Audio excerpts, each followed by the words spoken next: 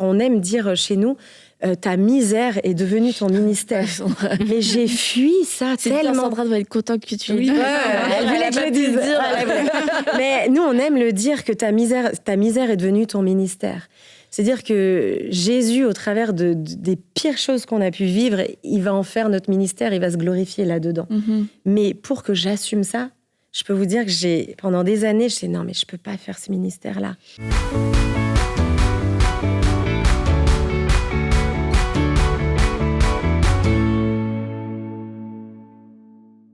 Bonjour et bienvenue dans ce nouvel épisode d'À table avec Annabelle. Nous terminons notre semaine, comme on vous l'avait dit, avec Émilie. Elle était déjà venue, non, elle n'était pas venue en fait, c'était ça. Elle nous avait partagé son témoignage à distance. Et puis, comme souvent, ça passe très vite, ça passe trop vite les émissions. Et puis, on ne voit pas le temps passer. Et on vous avait dit, il y aura une deuxième partie. Et non seulement il y a une deuxième partie, mais en plus, elle est là en vrai. Yeah. Salut Hello, donc ça, déjà, qu'il y ait la deuxième partie, mais qu'en plus, tu sois là en vrai. C'est trop cool. Je suis avec vous, les filles. Je suis contente de te voir. Oui. L'histoire était tellement bien la première fois. Je crois qu'aujourd'hui, on va profiter. C'est un privilège, honneur d'être avec vous. Vraiment, je suis hyper réjouie. Très émue. Juste te dire, ça passe encore plus vite quand on est en vrai. Bon, ceci dit, c'est vrai, je dis les émissions, ça passe vite. Mais quand même, faut se rappeler que t'as genre 40 vies dans une vie. Exactement. À chaque fois, c'était... Mais t'avais quel âge, en fait, à ce moment-là ? 18. Ah, ok. Oui, c'est ça. Après, il y a eu d'autres vies. Exactement. Donc, c'est juste... Et je vous encourage donc à aller écouter le témoignage d'Émilie dans les émissions précédentes, parce que là, on va pas pouvoir tout redire. Non. Mais c'est important. On voulait continuer le témoignage parce que, en fait, après toute cette vie hyper tumultueuse jusqu'à tes 18 ans où tu as vécu toutes sortes de choses, tu as vécu de l'agression, tu as vécu une relation hyper toxique, tu as vécu de l'abandon, etc. Vraiment meurtri. Et tu as rencontré Jésus et c'était hyper beau comment tu as rencontré Jésus. Et puis après, tu nous as raconté au début que tu es resté un petit peu comme pendant, je pense, 1 ou 2 ans où tu avais une vie un petit peu encore un peu désordonnée, on va dire. Exactement, tu le dis bien, oui. Notamment par rapport aux hommes aussi. Mais tu nous avais parlé du fameux jeune homme qui chantait bien, qui te faisait pleurer quand tu l'écoutais. Le Nathanaël. Du fameux Nathanaël. Et puis, ça s'est fini en mariage, tout ça. Ça s'est fini en mariage avec beaucoup d'enfants. Finalement. Beaucoup d'enfants. Et puis, c'est sûr, on n'a pas exploré après toute cette partie parce que, comme Sandra le disait aussi quand elle est venue dans la semaine, mercredi, que toutes choses sont en train de devenir nouvelles. Ça, c'est quelque chose que tu as expérimenté. Les choses qui étaient en train de devenir nouvelles, mais tu l'as expérimenté dans ta vie de couple, dans ta vie de maman, et ça n'a pas été non plus un long fleuve tranquille. Non. Non, mais tu le dis très bien, Annabelle, c'est que finalement, on a besoin d'être renouvelé dans notre intelligence et de saisir et d'intégrer finalement la pensée, le cœur de Dieu. Et il y a tout un transfert qui doit se faire finalement. Et c'est ce renouvellement de l'intelligence. Donc ça prend du temps. Et ça a pris beaucoup de temps. Donc j'ai eu un mari qui a été très patient. Dieu, il a été très patient avec moi. Mais il savait où il voulait m'emmener, où je devais aller. Donc il y a eu finalement tout ce travail de guérison, de restauration qui a mis beaucoup de temps. Et puis voilà, Jésus, je l'ai laissé venir guérir tout ce qui devait être guéri, délivrer, restaurer, enfin bref. Ça a pris beaucoup de temps, mais il y a quelque chose d'important que j'aimerais vous partager aujourd'hui, c'est que finalement, j'avais pas conscience, vous savez que dans la parole, on parle de « mais je suis enfant de Dieu », comme tu l'as très bien dit, toutes choses sont anciennes, toutes choses sont en train de devenir nouvelles, je suis la fille de Dieu. Et souvent, on déclare « je suis la fille de Dieu ».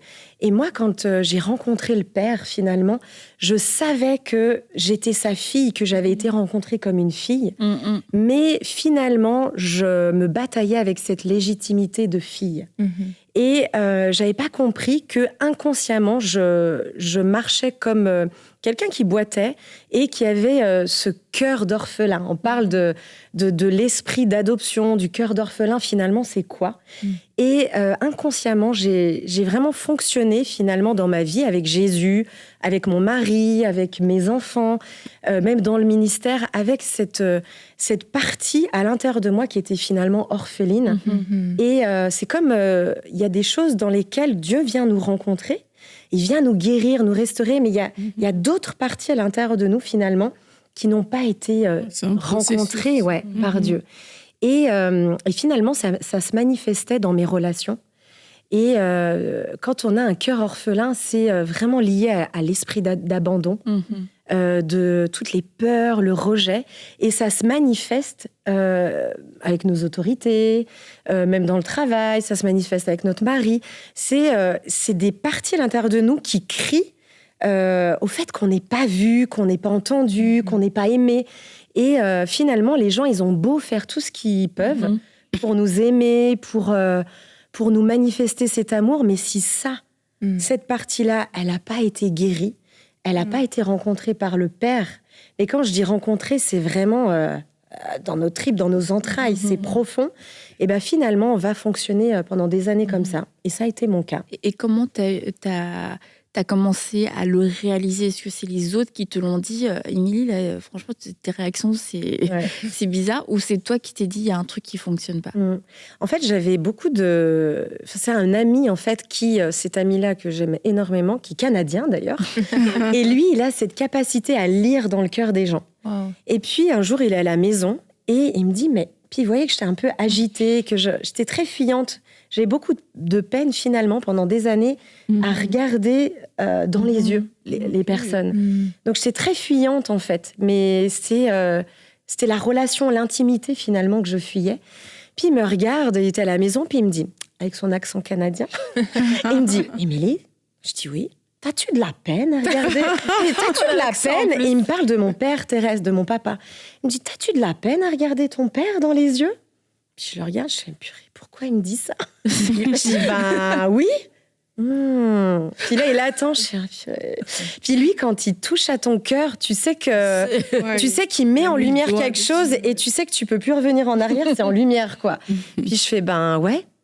Puis il me regarde, il fait, t'as-tu de la peine à lui donner un câlin? J'étais là, bah oui, je peux pas... Dans ma tête, j'étais là, non, mais je peux pas regarder vraiment mon père dans les yeux, puis je peux pas le prendre dans mes bras, ça me... Et en fait, à ce moment-là, je réalise que j'aime le Seigneur, que j'aime les gens, que j'arrive à connecter finalement en partie avec les gens, mais mon père terrestre, c'est vraiment la fuite, quoi. Je peux pas... Puis il me dit... Puis là, il s'arrête là, je suis là, Puis là, je dis, ok, Seigneur, c'est quoi que tu veux faire? C'est quoi que tu veux mettre en lumière? Et finalement, c'était ça. Et c'est vraiment ce cœur d'orphelin. Ouais, ça a été le déclic.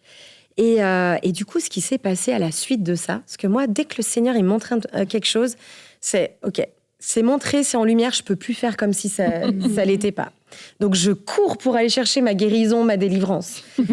Et du coup, on a entamé tout un processus, finalement, de pardon avec mon père, que j'avais déjà fait. Mais là, j'ai dû écrire la lettre. La lettre de ma vie. Spontanément, t'as pensé à faire ça? Eh bien, Sandra, je me suis fait accompagner. Puis là, j'ai senti que c'était le temps de pouvoir finalement écrire à mon père. Mais quand je dis écrire à mon père, c'est que toute mon histoire, il ne la connaissait pas vraiment. Okay. Donc en fait, ça a mis 3 mois pour que j'écrive toute mon histoire, que j'ai été agressée sexuellement, que je suis passée par 3 avortements, que quand je suis dans sa présence, je me sens pas à l'aise, que je l'aime de tout mon cœur, que c'est indépendant, c'est pas finalement totalement de sa faute, mais qu'il y a des choses que j'ai de la peine en fait avec lui. Et donc j'ai écrit cette lettre, ça a mis 3 mois. Wow. Et quand j'ai envoyé cette lettre, je vous assure, ça a été la chose la plus difficile dans ma vie de faire. Et j'ai compris que ce que j'attendais de lui, finalement, je l'attendais des autres, des autorités, mais que je l'avais pas reçu de lui. Donc, quand tu parles du regard du Père, de cette approbation, en fait, tout criait à l'intérieur de moi pour être approuvé. Puis, tu sais, des fois, dans le ministère, c'est la même chose. La plupart du temps, on se dit on a une destinée, Dieu nous appelle à des grandes choses, mais franchement, si t'es pas affranchi de ça, donc d'être approuvé, d'attendre de rentrer dans ton appel, que les autres ils te disent je t'ai vu, si ça t'es pas affranchi, en fait tu vas vraiment fonctionner toute ta vie comme ça, en fait, comme une orpheline, un orphelin en fait. Et donc j'envoie cette lettre, mais j'en tremblais. Franchement, j'en tremblais. Il m'a pas répondu. J'en ai pleuré tellement. Mais j'ai vécu à ce moment-là une délivrance au fait que c'est bon, il n'y a plus rien qui est caché. Et j'ai vécu cette délivrance qui fait qu'il y a eu un transfert. Et j'ai vraiment senti, au fait que j'envoie cette lettre, l'adoption du Père qui descend comme ça sur moi, mais jusqu'à dans mes entrailles. Je ne sais pas comment l'expliquer. Et dans les fruits, c'est qu'en fait, après, je fonctionnais différemment. J'avais plus besoin qu'on m'approuve. J'avais plus besoin de me battre avec ça. Et j'ai compris une chose, c'est que depuis toute éternité, Dieu s'est dit dans sa parole qu'il a préparé des œuvres en avance pour nous afin qu'on les pratique, Et du coup, je savais que j'avais plus besoin de me battre avec ça. Que Dieu, il a un plan pour nous, il a une destinée, et que finalement, on a juste besoin d'y marcher, de marcher dedans. Mais il faut absolument être affranchi de ça. Parce que, en fait, ça fait beaucoup de dégâts. Dans l'Église, là, je parle dans l'Église, quand tu fonctionnes comme ça fait des gros dégâts. Et tu vois, ce sentiment, ce besoin d'être approuvé, d'être vu, d'être aimé, quelquefois, je pense qu'il est mal compris parce qu'on va se dire, c'est ça le problème. Mais le besoin n'est pas le problème parce que nous sommes des filles. Et c'est normal qu'on ait besoin de ce regard du Père. Mais maintenant, c'est de savoir où est-ce que je vais le chercher et à qui je vais permettre de me le donner. Donc, ce qui fait qu'on peut entrer dans, tout un tas de relations toxiques parce que ça va venir nous combler. Et étonnamment, le Père, notre Père céleste, c'est le dernier à qui on donne accès. Dans ces moments-là, c'est comme mon Père me l'a pas donné, j'ai essayé avec les hommes, j'essaye maintenant peut-être, même dans le cadre d'un ministère, d'une autorité aussi, quelquefois d'un pasteur. Il y a des gens des hommes ou femmes qui attendent cette validation paternelle du pasteur, mais quelque chose qui est largement au-delà de ce qui devrait être, de ce qui est bon. Et du coup, comment on sait qu'on l'attend justement? En fait, tu sais, on cherche des figures. C'est quand tu ressens le manque. Parce que c'est ça, en fait, que je voulais dire, c'est que le besoin en soi n'est pas mauvais, mais ton besoin est comblé. Et ce jour-là, ton besoin a été comblé, en fait. C'est ça. Mais avant ça, c'est vrai que quand on regarde à des pasteurs, souvent on dit, on a des attentes comme ça envers les pasteurs, les autorités qui sont des fois... c'est trop, certaines fois, les attentes qu'on peut avoir d'eux. Mais il faut juste qu'on comprenne, en fait, qu'on a tous ce cœur, finalement, un peu orphelin, et qu'on va chercher au travers des figures d'autorité. Donc les pasteurs, c'est les figures d'autorité, c'est le père, c'est la mère. Donc on va chercher ça. Mais finalement, comme tu le dis très bien, il faut le trouver en Dieu. Mais pour le trouver en Dieu, il faut le laisser accéder à nos profondeurs. Il faut le laisser guérir ce qui doit être guéri, finalement. Et puis voilà, il faut le laisser venir à l'intérieur de nous. Souvent, on dit mais tu m'as guéri. On déclare souvent la parole de Dieu. Puis c'est bon de déclarer. C'est bon de dire ce que la parole de Dieu dit de nous. Mais il faut que ça descende. Et après, du coup... Non, vas-y. Après que tu aies vécu tout ça, cette libération, on va dire ça comme ça, qu'est-ce qui s'est passé dans ta vie, en fait? C'est quoi l'avant, c'est quoi l'après? Je crois que j'ai été tellement libérée, affranchie, que c'est comme à la clé, Dieu m'a vraiment libérée dans ses œuvres préparées d'avance, dans le ministère finalement qui m'avait appelée depuis très longtemps, mais il y avait tous ces blocages. Et tant que je dépassais pas ça, c'est comme si c'était en attente, si tu veux. Mais une fois, finalement, que j'ai vécu cette dimension-là avec le Père, tout coulait. Tout était là. En fait, l'assurance. Est-ce que tu sens pas plus facile, une certaine liberté, en fait? Oui, parce une que tu grande liberté. Tu avais des attentes avant ça, puis là, c'est comme si pas je m'en fous du reste, mais Ouais. j'ai envie d'avancer dans ce que Dieu a pour moi. C'est ça. Il y a comme cette liberté qui finalement te permet d'avancer sans C'est te ça. préoccuper de ce qu'il y a autour, mais juste qu'avec ce que Dieu avait déposé en toi. Et puis, tu vois, ce que tu dis, c'est juste. Puis aussi, c'est le fait d'avoir écrit cette lettre, Ouais. justement par rapport à ce que j'ai vécu, tous ces traumatismes, ces agressions sexuelles, etc. Tant que je le mettais pas en lumière, que finalement, mon père Thérèse, cette figure-là, n'était pas au courant, c'est comme si j'étais gelée, j'étais piégée, enfin, je sais pas comment on pourrait dire, mais je n'arrivais pas non plus à rentrer dans les choses dans lesquelles j'étais appelée et je n'arrivais pas à assumer ça. Tu vois, quand alors on aime dire chez nous, ta misère est devenue ton ministère. Mais j'ai fui ça C'est bien, tellement. Sandra doit être contente que tu le Oui, dises. elle voulait que je le dise. Mais nous, on aime le dire que ta misère est devenue ton ministère. C'est-à-dire que Jésus, au travers des pires choses qu'on a pu vivre, il va en faire notre ministère, il va se glorifier là-dedans. Mais pour que j'assume ça, je peux vous dire que pendant des années, je disais non, mais je peux pas faire ce ministère-là. Les agressions sexuelles, perdre des enfants. Enfin, moi, je rêvais tellement d'autres choses. Je rêvais de prêcher sur d'autres choses. Mais ça, je peux vous assurer, mais ça m'a tout coûté. Ça m'a tout coûté parce que c'est pas des choses dans lesquelles on court, hein, je veux dire. Et j'étais là. Et je fuyais vraiment cet appel-là. Mais je le fuyais parce que je l'avais pas mis en lumière avec mon père. Et c'est parce qu'aussi, on peut avoir cette notion, je crois, par rapport à Dieu, que cette misère, en fait, nous disqualifie. Oui. Et que si je la cache, et si j'arrive à la combler, ou enfin pas à la combler, mais plutôt à la couvrir par toutes sortes d'autres choses, mon père va être fier de moi. Et c'est là que je suis qualifiée. C'est là que je vais pouvoir rentrer dans ces bonnes œuvres. Mais en fait, ces œuvres bonnes, je suis qualifiée pour y entrer une fois que j'ai mis à la lumière et que j'accepte moi-même qui je suis. J'accepte aussi de mes blessures, pas pour dire voilà, je suis blessée, mais pour dire j'ai besoin d'une guérison. Et puis, quelquefois, c'est exactement la chose qu'on retient devant Dieu parce qu'on en a honte, parce que pour nous, c'est la pire chose, et que dans une relation humaine, c'est vrai que ça pourrait faire fuir beaucoup de gens. C'est ça. Mais pour Dieu, c'est le fait que tu sois capable de le mettre à la lumière et de lui faire assez confiance qui fait qu'il va dire ok, en fait, t'es prête maintenant. C'est là où je peux te relâcher dans ces œuvres bonnes. C'est ça. Et je pense que c'est important de ne pas négliger le travail que Jésus veut faire à l'intérieur de nous, de guérison, de restauration. Moi, ce que je dis souvent, j'accompagne beaucoup de femmes, beaucoup de gens. Je dis, mais si vous pouviez saisir maintenant ce cadeau que Jésus nous fait, de passer au travers de lui, mais d'accueillir sa guérison, sa restauration, mais vous allez gagner 10 ans. C'est-à-dire, vous allez peut-être moins tourner en rond, même si...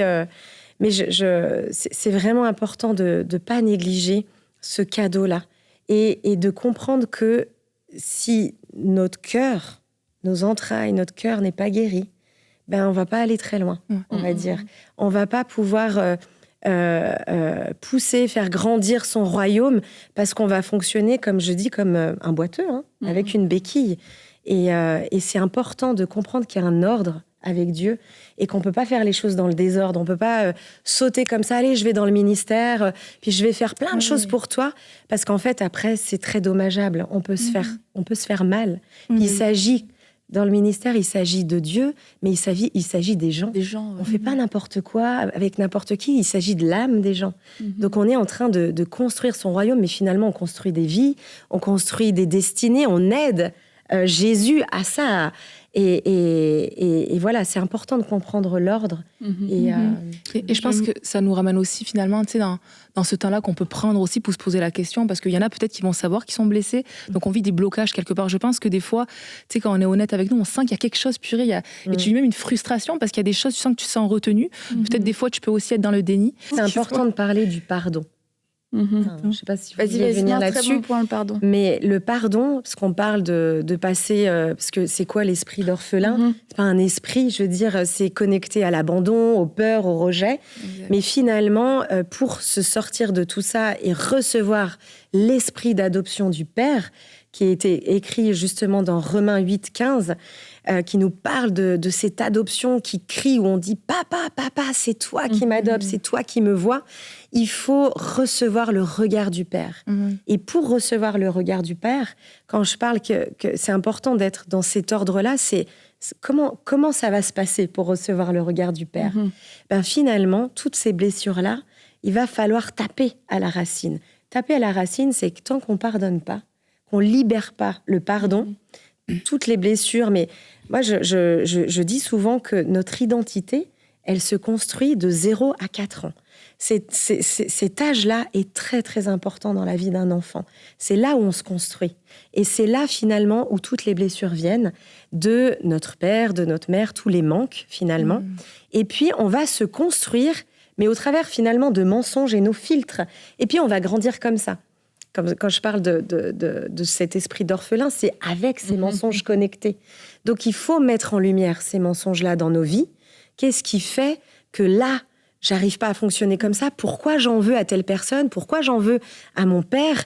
Et c'est important de les mettre en lumière. Moi, j'accompagne beaucoup de femmes et on va vraiment à la racine, aux racines. Et tu as dit, tu as écrit à ton père, et tu as vécu une grande délivrance, mais il t'a pas répondu.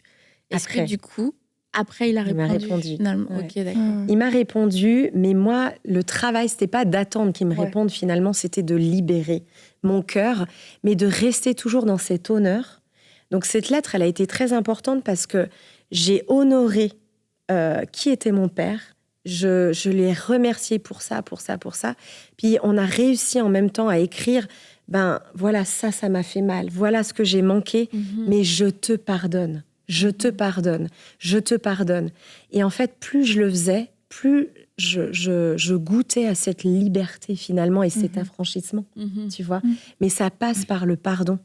Ça passe par mettre en lumière ces mensonges et le pardon. Et j'ai envie de dire aussi que c'est valable pour tout. Là, oui, toi, tu es dans le ministère et tout, mais je pense à toutes les femmes qui sont là, peut-être, qui nous écoutent aujourd'hui et qui vont se dire, moi, j'ai pas un grand appel, donc je peux vivre ma vie un peu à mon niveau, mais ce que tu es en train de dire, c'est valable, même si la seule personne que tu influences, c'est ton enfant. Même si la seule personne que tu influences, je sais pas, c'est ta sœur, c'est ton frère, c'est la personne de ton entourage. En fait, le travail est le même pour nous tous. Ça, c'est ce que je veux faire ressortir aujourd'hui. C'est que dès l'instant où on se rend compte qu'on a ces choses à l'intérieur de nous, comme Laure, tu disais, il y a cet inconfort, il y a ce sentiment de blocage quelque part. Il ne faut pas juste fermer les yeux. Et il ne faut pas se laisser happer par les activités, par je dois être forte pour ma famille, je dois être forte, je n'ai pas le droit de prendre ce temps pour moi, parce qu'au final, débloquer, ça débloque tellement de choses derrière. Et si on ne prend pas le temps de le faire, c'est tout le monde qui perd dans l'équation, y compris ces gens qu'on veut entre guillemets protéger. Mais oui, pour notre famille aussi, pour tout notre entourage. Donc effectivement, comme vous le dites, l'initiative est super importante, parce que comme tu l'as dit, on va gagner beaucoup de temps. Et je pense qu'à la fin de la journée, il faut se rappeler aussi notre motivation de cœur en tant que chrétien, et qui est supposé être l'amour et faire connaître Jésus.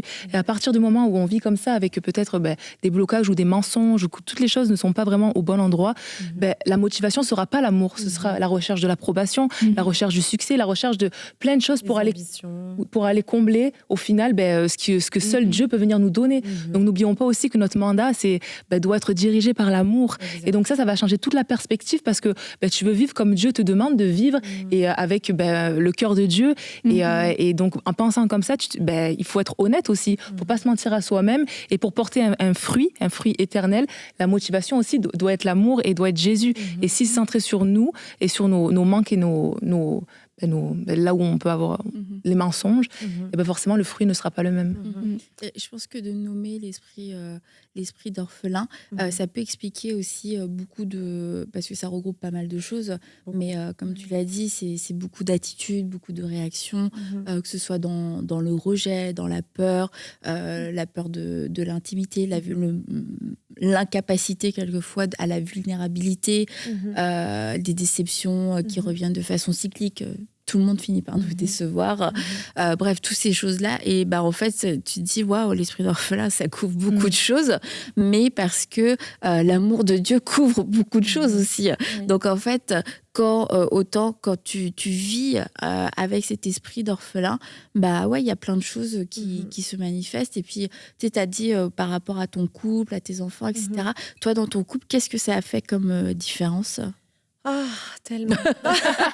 C'est-à-dire que, tu sais, quand il y a toutes ces choses-là qui dealent à l'intérieur de nous, finalement, ce qu'il faut comprendre, c'est que tu l'as très bien dit, il y a les codépendances, il y a les attentes irréalistes qu'on peut avoir avec notre mari, qu'on peut avoir avec tellement de personnes, que c'est comme si un ordre est revenu même dans mon couple, dans ma famille, et c'est comme si mon mari a pu être lui aussi libéré. C'est-à-dire que c'est comme si, dans cette adoption, j'ai libéré finalement mon père également, et ça a libéré mon mari, tu vois.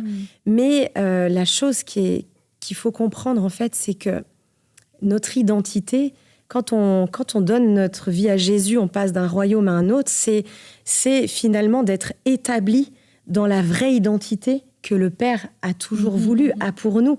Et tu sais, il y a un passage qui est dit aussi dans Romains, c'est que la création soupire après la révélation des fils et des filles. Ça veut dire que le cœur de Dieu, tu le dis très bien, c'est son amour, c'était d'être révélé, d'être rencontré dans son amour. Mais sa création, le Père, il a cette impatience que ses fils et ses filles soient révélés. Ils soient révélés dans leur identité, parce qu'on est son prolongement, en fait. Donc, si nous, on n'est pas guéris, restaurés, délivrés et révélés dans cette identité-là, de fils et filles adoptés, on va pas pouvoir aller plus loin. On pourra pas être ses bras, ses mains, ses jambes pour continuer son œuvre. Et c'est dans ce sens-là qu'il a cet ardent désir, le Père. Et tu le dis très bien, tout est une histoire d'amour. L'histoire de Jésus, c'est la plus belle histoire d'amour qui a jamais existé. Donc notre vie avec Dieu, notre vie les uns avec les autres, tout est une question d'amour.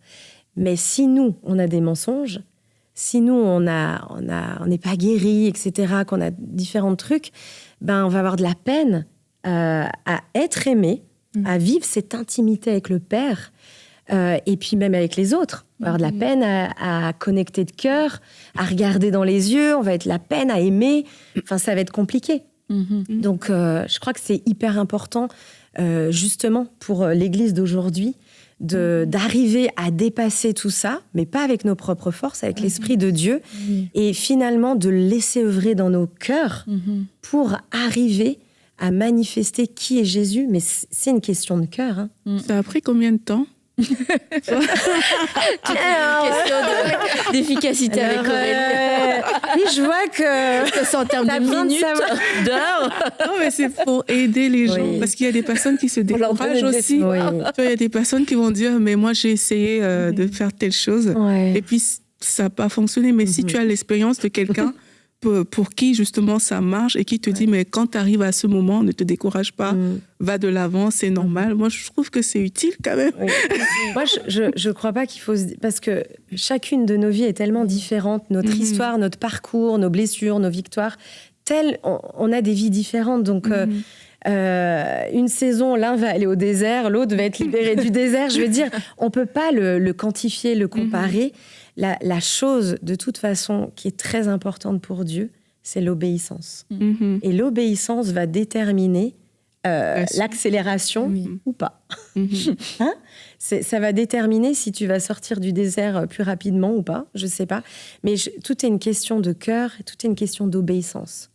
Et moi, je pars du principe que tu me montres ça, Seigneur, tu me mets ça en lumière, j'obéis. C'est quoi, j'obéis? Vas-y, fais ton œuvre. Là, ça va pas, c'est pas aligné. Là, ça disjoncte ou ça, je suis challengée là-dedans. Et finalement, je perds ma paix, je perds ma joie. J'arrive pas à fonctionner libre. Là, vas-y, Jésus, j'ai besoin de guérison. Et ce que je dirais à ces femmes, on n'y arrive pas tout le temps toute seule. C'est pour ça que Dieu, il a créé le corps. Donc, faut avoir cette humilité de se dire que tu sois dans le ministère, peu importe, il s'agit de nos cœurs. Donc, il ne faut pas avoir peur d'être humble et d'être vulnérable et dire, écoute, là, j'ai besoin d'aide. Et c'est OK. Et c'est OK. Dieu aime se déverser dans des vases qui sont remplis de vulnérabilité et d'humilité, en fait. Donc, c'est pas une question de titre, c'est pas une question de tout ça. Mais t'es quand même super, je trouve, participante. Oui. C'est comme, je le sais, OK, bah là, je peux pas faire comme si je le savais pas et tout. Et tu vois, je pense que on n'est pas forcément toutes pareilles. Dès de le savoir, quand t'as ton ami qui te dit ce que c'est, ce que ça, bah, tu vois, toi, direct, OK, bon, j'ai compris, mais quelquefois, ça peut prendre plus de temps. Mais je pense que c'est bien d'être, c'est sûr, je pense, c'est sûr, c'est bien d'être prompte à l'obéissance. Et quand Dieu révèle quelque chose, il y a aussi cette grâce dans ce. Ça veut dire que t'es dans la saison, en fait. T'es dans cette saison de guérison. Et de la retarder, ce serait dommage parce qu'on se priverait. Et puis, tout est là, c'est comme tout est disposé. Et, ouais, j'ai pas envie de le vivre. Ouais, mais c'est comme tout est prêt. Dieu a mis la table pour toi, il a tout installé, etc. Viens à ma table. J'ai pas faim. Ça montre son amour. T'en as pas conscience. Ça montre son amour, c'est beau parce que tu vois, toi, il a utilisé ton ami, mais comme tu le dis, il va toujours mettre à disposition une situation ou quelque chose justement pour où on peut pas rester insensible. On se dit, il y a quelque chose là. Je sens qu'il vient me chercher. Dieu veut faire quelque chose avec moi. Mais ça, c'est son amour en fait. C'est parce qu'il veut qu'on soit restauré, il veut qu'on soit guéri. Et donc, il faut prendre l'initiative. Lorsqu'on voit ces moments-là, il faut prendre cette initiative. Il faut avoir des cœurs d'enfants, en vrai. C'est ce que Jésus il nous dit. C'est pour rentrer dans le royaume de Dieu, il faut avoir juste des cœurs simples, des cœurs d'enfants qui ont faim et soif avec une simplicité d'un cœur d'enfant, en fait. Puis Jésus, toute l'histoire de la Bible, sa parole, qui il est, c'est la foi. Il va répondre à la foi, en fait. Il va répondre à notre faim et notre soif. Donc, toute l'histoire, c'est Jésus qui nous le dit. Qu'est-ce que tu veux que je fasse pour toi ? Est-ce que tu veux ça ? Alors, je vais le faire. Mais c'est une question de faim et de soif. C'est ça, en fait. Des fois, on attend que tout nous arrive dans les mains, mais il faut engager. Donc, si tu n'avais rien fait, je veux dire, tu rencontres Jésus, et puis tu vas à l'église, tu te fais baptiser, etc. Mais si tu n'avais rien entrepris suite même aux paroles que tu as reçues, est-ce que tu penses qu'il se serait passé quelque chose ? Ben non, je serais retournée dans le monde, je crois. Non, mais tu sais, je veux dire, j'ai fait une rencontre renversante avec Jésus. J'ai dit, je te connais maintenant, je reviens plus en arrière, je veux tout. Je veux tout. Et j'avais cette faim et cette soif que, merci Seigneur, que j'ai encore. Seigneur, tu veux ça, je le veux aussi. Tu vois, puis il faut être simple. Des fois, on se complique, mais il faut être simple. Il faut juste accueillir ce qu'il nous donne. C'est juste là. Tu veux la guérison ? Je te la donne. Tu veux la délivrance ? Je te la donne. Mais viens la chercher. Viens la chercher. Mais c'est ça que j'aime aussi avec toi, c'est que, en fait, ça a l'air simple parce que ton cœur est ouvert. Oui. Et parfois, on se donne plutôt des excuses, tu vois. Et toi, tu n'as pas ce côté où, mais c'est normal, tu vois. Et c'est ça parfois qui repousse. C'est ça, ça repousse parfois des grâces, des bénédictions qui sont prévues. Et aujourd'hui, c'est de se dire, mais à quel niveau chez moi il faut que ça change. Et accepter que même si j'ai 1 million de choses à faire, je veux traiter cette chose-là. Moi, je trouve ça vraiment super, en fait, de se dire, en fait, ce ne sera pas demain. Si Dieu a mis le doigt dessus aujourd'hui, c'est pour que ça se fasse aujourd'hui. Il ne faut pas attendre. Moi, j'aime vraiment beaucoup ce côté-là. Et le temps de la préparation est important, même si on doit être simple, mais je veux dire, la préparation, elle est importante. La préparation des cœurs est importante. Tu regardes, je sais pas, par exemple, la reine Esther, elle s'est préparée, elle a préparé son corps, elle a préparé son cœur pour se présenter devant le roi. Donc, la préparation du cœur est importante. Ça, c'est important de se le rappeler, que c'est simple, mais c'est pas non plus comme ça. Mais comment on fait pour préparer son cœur ? Aurélie, arrête. Pose toutes les questions que tu veux. J'aime le pragmatisme. Mais en même temps, on dit Dieu initie les moments. Regarde, toi ça a été le déclic de ton ami, mais Dieu a aussi créé ce moment-là. Donc je me dis qu'il y a un temps de guérison. Mais désolée Aurélie, on va pas répondre à ta question. Je suis navrée. Parce que parce qu'après une semaine comme ça, je pense qu'on peut pas terminer sans prier. C'est surtout Oui. ça, on ne peut pas terminer Oui. sans prier. On a dit des choses. Oui, il est déjà là, c'est pour ça, Aurélie. J'avais pas vu le temps passer. Tu parles tellement, Et, c'est On plus. peut rester des heures ensemble. Hein. Et tu vois, t'as entendu toutes ces choses, tu te Oui. dis, mais je me reconnais et tout ça. Et bah oui, je vais avancer. Oui, Émilie, je suis d'accord avec toi. Et bah aujourd'hui, on va être aussi ces sœurs qui allons prier avec vous. Et on croit que Dieu va faire quelque chose.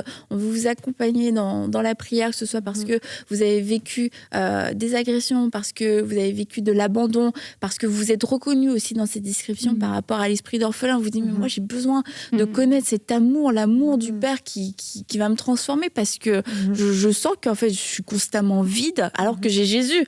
C'est paradoxal. Et alors, on veut prier pour vous. Émilie, toi, t'es d'accord? Absolument. Ok. Bah, on va te laisser commencer. Alors. Ok. Bah, Seigneur, je te remercie, Seigneur, pour toutes ces femmes qui sont en train de nous regarder.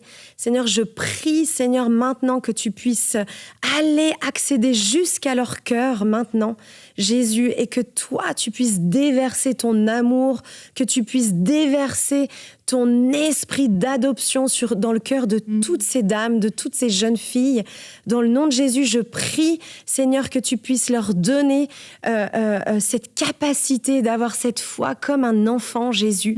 Et je prie aussi qu'elles puissent se dire, ben, j'en ai pas fini. J'ai encore besoin d'apprendre de toi. J'ai encore besoin de guérison. Seigneur, je prie maintenant que tous les mensonges qui sont liés à cet esprit d'orphelin, tous ces abandons, toutes les peurs maintenant qui sont là comme en train de s'agiter dans le cœur de toutes ces dames, je prie maintenant, Jésus, que ça tombe maintenant, que les peurs tombent, que l'abandon maintenant puisse être décollé maintenant au nom de Jésus, et que ton cœur, ton amour se déverse dans les profondeurs. Seigneur, on a besoin de plus de profondeur avec toi, Jésus. On a besoin que tu accèdes à nos cœurs, et on te donne cette permission. Je te donne encore la permission aussi dans ma vie de pouvoir aller plus loin, plus profond. Amen. Et Seigneur, on veut se dire aussi aujourd'hui qu'on n'a pas tout compris. Et c'est OK. Et Seigneur, merci pour des cœurs qui sont humbles, qui sont vulnérables, qui ont soif d'apprendre encore avec toi, Jésus. Seigneur, on veut libérer maintenant toute ta guérison, ta restauration. Et Seigneur, on veut croire que rien ne t'est impossible, que tu peux tout faire, Jésus. Seigneur, tu peux guérir, restaurer des vies en un instant, Jésus, mais il s'agit du cœur. C'est une question de cœur, Jésus. Donc, je prends autorité maintenant contre tous les esprits religieux qui, jusqu'à maintenant, n'ont pas compris, ont empêché à ce que l'œuvre de guérison dans le cœur puisse se passer. Que tous ces esprits religieux, maintenant, ils soient exposés à ta lumière au nom de Jésus.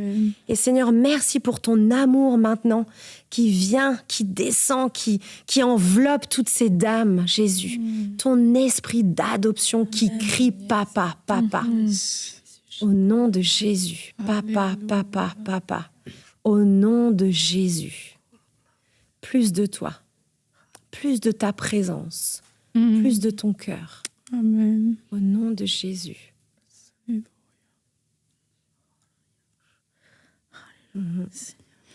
Merci Seigneur. Ouais. Alléluia. Et je veux aussi terminer cette émission en vous rappelant quelque chose de très important dont on a parlé tout au long de la semaine, c'est le pardon. Ne négligez pas cette étape. On a parlé de toutes ces percées, de toute cette restauration, et peut-être que votre cœur, vos oreilles se sont fermées à chaque fois au moment du pardon, mais c'est une étape indispensable. Vous ne pourrez pas accéder à la suite, à une guérison, une délivrance, une restauration complète sans passer par le pardon. Et je sais que quelquefois, souvent le pardon, c'est quelque chose qui peut sembler... C'est une décision qui est douloureuse parce qu'on a déjà été victime et on nous demande encore de pardonner. Et c'est comme, mais pourquoi est-ce que je dois faire encore... pourquoi je dois encore faire une action? Pourquoi est-ce que c'est à moi de le faire? Parce que Sandra nous l'a dit, le pardon, c'est se libérer soi-même. Et c'est un choix qu'on peut faire. Et là où on ne nous a pas demandé notre avis, là où on ne nous a pas laissé le choix, eh bien aujourd'hui, vous avez le choix de choisir la vie en choisissant de pardonner. Et choisir de pardonner, c'est choisir de reprendre le contrôle selon le plan de Dieu aussi sur notre vie et ne plus laisser les événements du passé, ne plus laisser aussi des personnes qui ont été toxiques, qui ont été oppressantes, qui ont été malveillantes envers nous, continuer d'avoir le contrôle de notre vie. Alors je vous encourage, passez par cette étape de pardon, que ce soit par écrire une lettre, que ce soit par un temps dans la présence de Dieu où vous déversez absolument tout votre cœur et de façon non politiquement correcte, où vous dites tout ce que vous avez gardé dans votre cœur, parce que ne pas le dire, ça ne veut pas dire que ça n'existe pas. Donc soyez honnête, soyez franc. Dieu n'a pas peur. Comme tu l'as dit, Dieu n'a pas peur de notre misère. Exactement. Il n'a pas peur de toutes ces choses parce qu'il était là. Il sait ces choses, il connaît ces choses. Et c'est son désir premier que vous puissiez les libérer devant lui pour qu'il puisse vous guérir pleinement. Donc ne rejetez pas le pardon. Oui. Et puis, Et il peut prendre, en pardonnant, c'est-à-dire qu'on lui donne le relais. C'est-à-dire je choisis de pardonner, ça veut dire que c'est toi maintenant qui prends le relais et il n'y a que toi qui as la clé pour me sortir des prisons dans lesquelles je suis enfermée. Donc le pardon, c'est une décision, mais c'est aussi de faire le choix de donner ce relais-là à Jésus. Et en tout cas, merci beaucoup, Émilie, parce que merci Sandra nous l'a dit tout à l'heure à la fin de l'émission. Elle dit Émilie, c'est la preuve vivante. Oui. C'est la preuve vivante du ministère de Jésus. Oui. Et c'est vrai, après tout ce par quoi t'es passé, tout ce que le diable a voulu faire pour te détruire, toi et ta famille, bien aujourd'hui, tu peux l'attester. Jésus est vivant. Jésus restaure. Alléluia. Jésus sauve. Il sauve pas que les petites choses. Non. Il ne délivre pas que des petites choses. Et aujourd'hui, nous tous, on est au bénéfice de cette restauration aussi qu'il a pu faire dans ta vie. Alors qu'il puisse encore t'amener dans toutes les œuvres bonnes qu'il a prévues d'avance pour toi. Des œuvres de proclamation, de libération des captifs. Amen, amen, merci, Émilie, d'avoir été avec nous. Merci. Et merci beaucoup. À bientôt. À bientôt, j'espère. À bientôt. Bye bye tout le monde. Bye. Bonne semaine. Bye bye.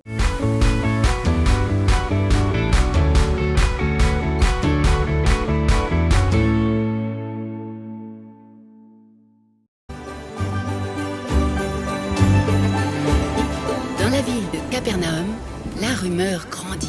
On apprend qu'un homme nommé Jésus arrive en ville. Ce qui est bien avec Jésus, c'est qu'il parle à tout le monde, petit et grand. Et il paraît qu'il a des pouvoirs extraordinaires. Jésus est arrivé! La nouvelle se répand jusqu'aux oreilles de la bande des 5. Et là, tout va très vite dans leur tête. Et si c'était la solution? Il faut à tout prix amener leur ami paralysé au plus proche de Jésus par tous les moyens. Ni une ni deux, les voilà sur la ligne de départ. Prenant avec eux maillet, très bien. Corde, indispensable. Pieu, ça peut servir. Bouée canard, non, là, rien à voir. Un ami aux quatre coins du lit et c'est parti mon kiki à travers la ville. Il faut trouver la maison où Jésus est allé. Laissez passer! Convoi sanitaire urgent! La foule est tellement compacte que les voilà bloqués. Mince! Si près du but. Il faut trouver un autre itinéraire. Devant? Un bouchon compact. À gauche? On dirait une boîte de sardines. À droite? Encore pire! Faire demi-tour? Hors de question. C'est à ce moment-là que notre ami paralytique a une idée de génie. Les gars, parle-toi! Ici moi là-haut! Les 4 amis unissent leurs forces et défient les lois de la pesanteur. Alors que Jésus captive la foule par son enseignement, nos amis arrivent à destination. Jésus est là, juste en dessous. Alors ce ne sont pas ces quelques morceaux de bois et épaisseurs de boue séchée qui vont faire obstacle plus longtemps. L'histoire de Jésus et du paralytique.